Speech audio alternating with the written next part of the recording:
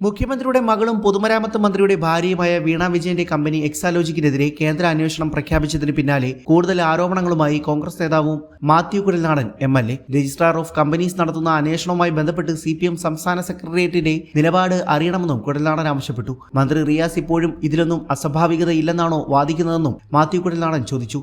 CMRL ചെലവുകളും പെരുപ്പിച്ച് ലാഭം മറച്ചുവെക്കുകയായിരുന്നു. അതുതന്നെയാണ് എക്സാലോജിക്കും ചെയ്തതെന്നാണ് കുഴൽനാടന്റെ ആരോപണം. CMRLന്റെ 14% ഓഹരി KSIDCക്കാണ്.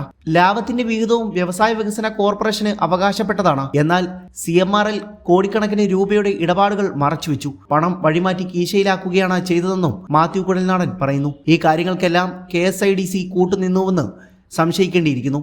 KSIDCയുടെ നിലപാട് എന്തായിരുന്നുവെന്ന് പൊതുസമൂഹത്തോട് പറയേണ്ട ബാധ്യത വ്യവസായ വകുപ്പ് മന്ത്രി P. രാജീവിനുണ്ടെന്നും അദ്ദേഹം അത് പറയണമെന്നും കുഴൽനാടൻ ആവശ്യപ്പെട്ടു.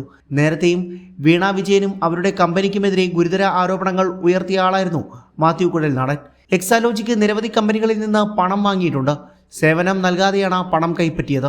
ചെലവുകൾ പെരുപ്പിച്ച് കാണിച്ച് CMRL നഷ്ടത്തിലാണെന്ന് കാണിച്ചതുപോലെയാണ് ഇരുവരും തട്ടിപ്പ് നടത്തിയത്.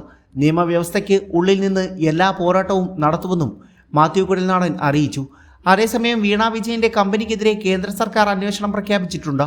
കേന്ദ്ര കോർപ്പറേറ്റ് കാര്യ മന്ത്രാലയമാണ് ഇതുമായി ബന്ധപ്പെട്ട ഉത്തരവ് പുറപ്പെടുവിച്ചത്. കേസിൽ വിശദമായ അന്വേഷണത്തിന് 3-അംഗ ഉന്നത ഉദ്യോഗസ്ഥ സംഘത്തെ ചുമതലപ്പെടുത്തി. 4 മാസത്തിനുള്ളിൽ അന്തിമ റിപ്പോർട്ട് നൽകണം. കേസിലെ ആദായ നികുതി ബോർഡിന്റെ കണ്ടെത്തലുകളുടെ അടിസ്ഥാനത്തിലാണ് അന്വേഷണം പ്രഖ്യാപിച്ചിരിക്കുന്നത്.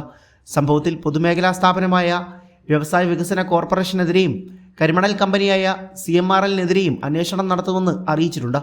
ആരോപണ വിധേയമായ എക്സാലോജിക് കമ്പനി നിരവധി നിയമലംഘനങ്ങൾ നടത്തിയെന്നാണ് ഉത്തരവിൽ ചൂണ്ടിക്കാട്ടുന്നത്.